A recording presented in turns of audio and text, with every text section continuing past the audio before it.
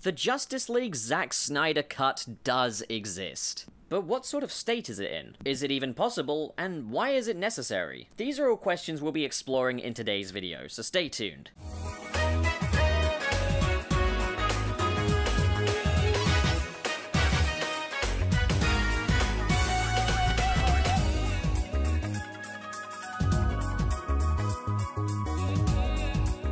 Right, react accordingly. I like Justice League. In spite of its many flaws, I really enjoy this film. It's a pretty by-the-books, kinda almost corny blockbuster, with some really patchy special effects, and it does kind of wear its production trouble upon its sleeve, with some obviously clashing creative choices, and a total U-turn in direction from previous films, but as far as I'm concerned, they brought it all home with this movie, and I enjoyed it. I enjoyed the characters, I enjoyed seeing them in this pretty bare-bones storyline that the film has. There's some really cool action sequences in there, and the costumes are nice. I'm predicting the comment section right now is going to be full of people going, "Oh, so you didn't like Joker, but you like Justice League. You truly have no credibility." But, well, if my tastes and preference bother you so much, then, stay in your safe zone, Snowflake. But there's been quite some interesting developments regarding Justice League in the past week. If you're a fan of DC Comics or DC films, you've probably heard of the hashtag ReleaseTheSnyderCut movement. So if you didn't know already, with Justice League, if you didn't notice it already, I guess you should say,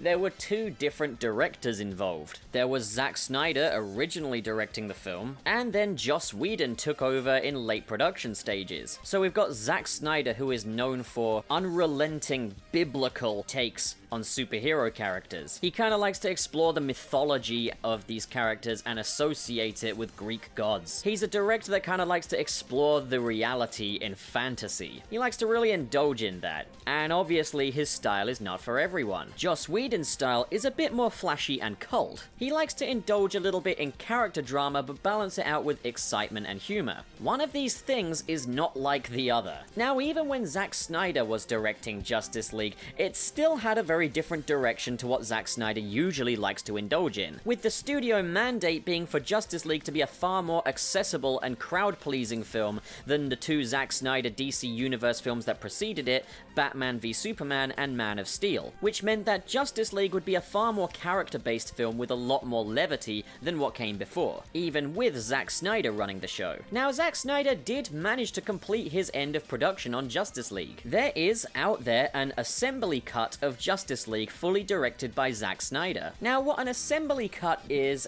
when you've got all of the sequences and shots cut together the way they would be in a film, but the sound design isn't finished, the color grading hasn't been finished, and the special effects are not necessarily finished. Now, the Snyder Cut may be more finished than other assembly cuts. But this wouldn't be the first time an assembly cut was released for public consumption, as 20th Century Fox did release the Alien 3 assembly cut in its Alien Quadrilogy DVD set, and it showed much more of David Fincher's original vision for Alien 3, and the film was surprisingly watchable as a finished product. With the images and glimpses of Snyder's vision being released by Zack Snyder himself over social media, it's probably safe to assume that a lot of the special effects composites are actually finished in that assembly cut. However, if that cut is released in its current state, realistically the film will not have a proper score, as Danny Elfman was only drafted in at the last minute by Joss Whedon to compose the music for Justice League. The odds are Junkie XL's score would not have been applied to the film just yet, so the film would either include music from Batman v Superman Dawn of Justice, or it would include music from other films there as placeholders, which would mean that it's not in a releasable state due to copyright. So that is one reason why the release of the Snyder Cut might not actually be possible. Now, after that first assembly cut, as we would know it, the Snyder Cut, was delivered, reshoots were mandated. Whether or not they were mandated by Zack Snyder or by Warner Brothers, something needed to change for the film. Now, this is pretty normal. Usually when you get that first assembly cut made, the director has some idea of, okay, this needs to change, this needs to be different, let's get reshoots going, or they might decide to cut things out entirely. It wasn't 100% certain what the nature of these reshoots would be, but what we do know is that Zack Snyder was going to attend those reshoots to direct. But this is where Joss Whedon comes into it. Zack Snyder was removed from Justice League and replaced with Joss Whedon, with many speculating that Zack Snyder had been fired from production. Both Zack Snyder and Warner Brothers representatives disputed this, and gave the truth, which is far worse. In May of 2017, Zack Snyder announced his departure from the film, with Joss Whedon taking over for the reshoots and to supervise the final cut. And the reason for this was because Zack Snyder's daughter Autumn had taken her own life. What Zack Snyder tried to do was take comfort in directing Justice League and completing the film. But after 6 weeks of reshoots, Zack Snyder decided it was time for him to just be with his family instead, and just get a lot of rest to process his grief. So it was left on the shoulders of Joss Whedon to direct the reshoots, supervise with the final cut, and adhere as best as he could to Zack Snyder's original plans and wishes, but also to answer to Warner Brothers Pictures. So Joss Whedon was put in charge of writing up the new scenes to include, direct them, supervise with the final cut, arrange who would be doing the score, and see the production through to its end. There's a lot of bile and hatred towards Joss Whedon regarding the Justice League Snyder Cut, but Joss Whedon did not go out of his way to disrespect Zack Snyder's original vision for Justice League. He really just tried his best to do right by the film, and ensure that the film get finished. There were certain specific aspects of the reshoot production that were well out of his control. For example, scheduling conflicts with Mission Impossible, meaning that Henry Cavill had to shoot a number of scenes as Superman with a mustache, which meant that the mustache had to be painted out in post-production. Warner Brothers were putting the pressure on and refusing to move the deadline, which is why Superman has a tendency to look a little bit funny in this film. It's only for a couple of shots, but when it's pointed out, you definitely notice it. I think what stands out as so bizarre to a lot of people is that it is apparent that in the Snyder Assembly Cut, all of Superman's scenes are there in some form, and it's quite unclear as to why certain scenes with Superman were necessarily reshot. I mean, when you've got to choose between a shot where I guess the dialogue plays out a little differently, or the shot where he's got a blatant fake mustache removal, which do you pick? As well as that, of course, with Joss Whedon seeing the production stages through to the end, we also got the bizarre decision to make the sky red during the final battle. Obviously, this keeps in a bit more with Joss Whedon's vision for superhero films being a bit more colourful than Zack Snyder's. There is, of course, that stigma that Zack Snyder superhero films are almost black and white films, which is bull, but obviously it's a bit more marketable if it's a bit more colourful than what we usually come to expect from such films as Batman v Superman and Man of Steel. And you can fight me on that because Batman v Superman is a more colourful film than Captain America Civil War, which came out parallel to it. You can fight me on it, and I will win. Now, while I do love Justice League, yes, it is pretty apparent that this film was finished by someone else other than Zack Snyder. Zack Snyder and Joss Whedon have two very auteuristic styles, and Warner Brothers wanted a tentpole superhero movie that was marketable to as broad an audience as possible, which is three things that don't really necessarily gel. Both Joss Whedon and Zack Snyder are capable of making tentpole releases successful, but I think they're both just a bit too cult for the marketing move that Warner Brothers were after with Justice League, which means you end up with a film that doesn't feel very harmonious with itself. So the question is, would a studio assembly cut of Zack Snyder's original Justice League necessarily be better than the Justice League that we got in the end? Thousands of fans seem pretty confident that yes, it would be. But I think there's a definite air of resentment here. There's kind of an attitude of anything would be better than the final cut of Justice League. But at this stage, Ben Affleck, Gal Gadot, Jason Momoa, David Ayer, and many more Warner Brothers stars have now joined in the campaign to get the release of the Snyder Cut. And even Zack Snyder has joined in the fight. So would it be possible for Warner Brothers to release the assembly cut of Justice League? Probably not, because of the placeholder music, which would cost a surprising amount of money to replace. But would it be possible that somebody could finish the Snyder Cut? That wouldn't be the first time in Hollywood history that this has happened. In fact, the last time I can think of that this happened was actually even in the DC universe, with Superman 2, the Richard Donner cut. As if you remember, Superman 2 had director Richard Lester take over for reshoots on the project to make the film more accessible to a broader audience, and to include more levity. Richard Donner's cut of Superman 2 was 70% finished, but this assembly cut of the film was finished by using special effects composites from the final version of the film, but using Richard Donner's cut of the film overall. So Richard Donner's cut was put into a releasable state by using specific assets from the theatrical release. Many of the different folks who worked on Justice League claim that the film is in a far more releasable state than is suggested. So would it necessarily be too much of a financial burden for Warner Brothers to invest a little bit in just patching that version up and releasing it? But also, if so, where would the project necessarily go? go? And how likely is this to make a profit? Rotten Tomatoes suggests the HBO Max streaming service as the final destination for the Justice League Snyder Cut,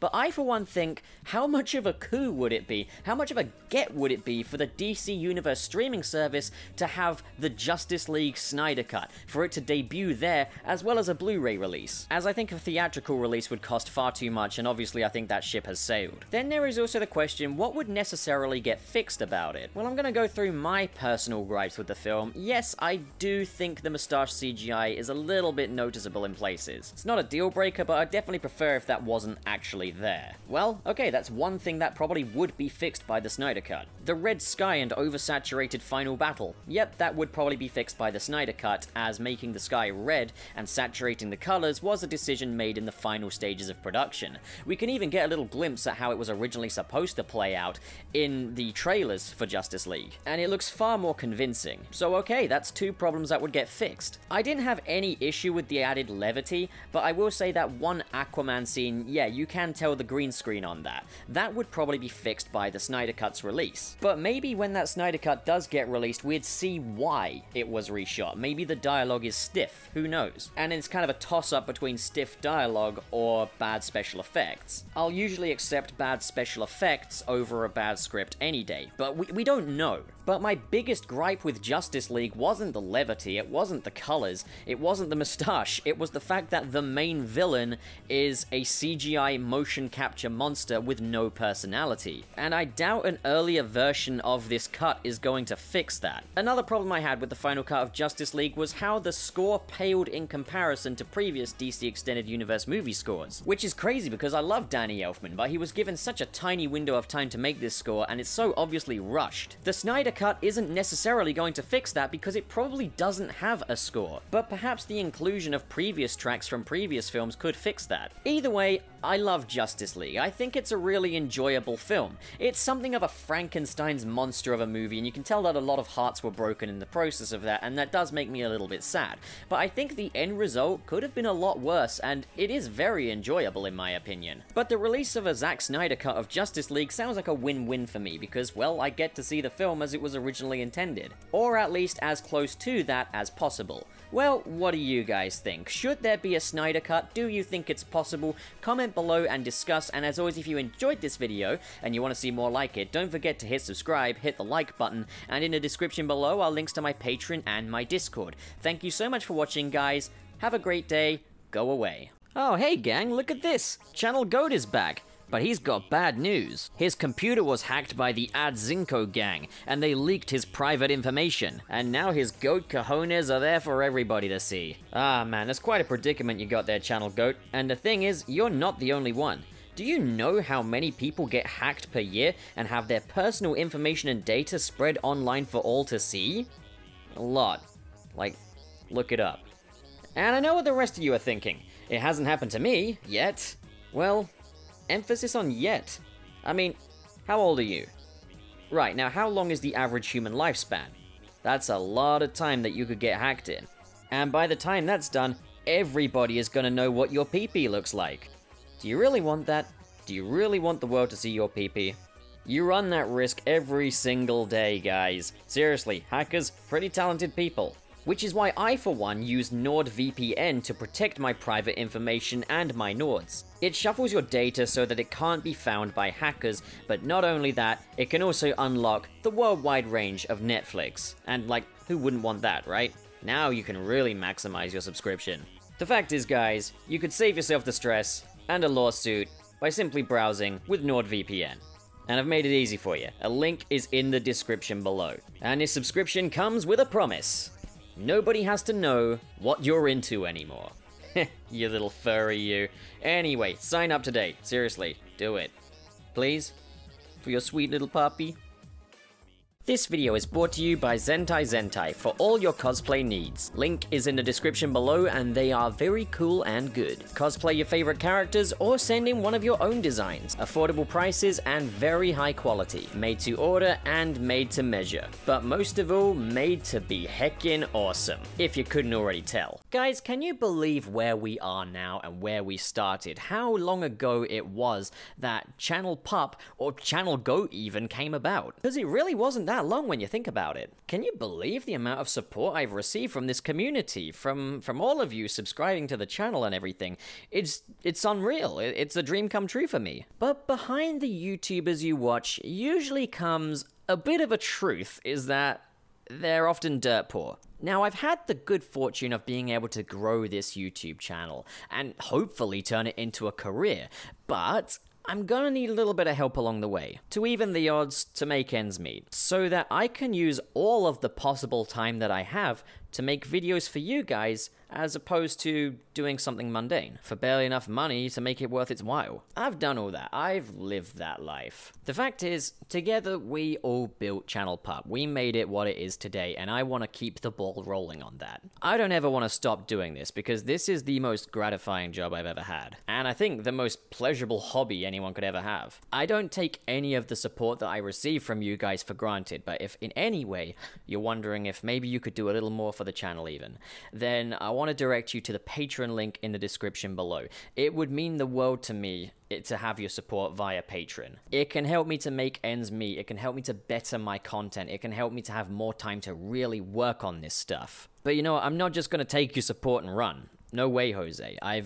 In the Patreon, you can access exclusive videos via the Pups Project Room playlist, where you can see different projects that I've been working on or have worked on that have either not made it to YouTube for general viewing or have been cancelled, or, well, you can get a little view of the process that goes behind the Channel Pup videos and productions. As well as that, you tend to get advanced previews of the bigger Channel Pup projects, our tentpole event projects. If you've seen Marvelous Tales of Spider-Man, you'll be aware that that was released on the Patreon first, and 20 days later approximately was released for general viewing on YouTube. That's not the only time I'm gonna do this. But you know what? If you can't do the Patreon, or are just not interested in doing the Patreon, I fully understand. Like, it's still a big ask in my opinion. And what counts most is your support. So, as always, thank you so much, guys. I've been Channel Pup, and I will think of a better catchphrase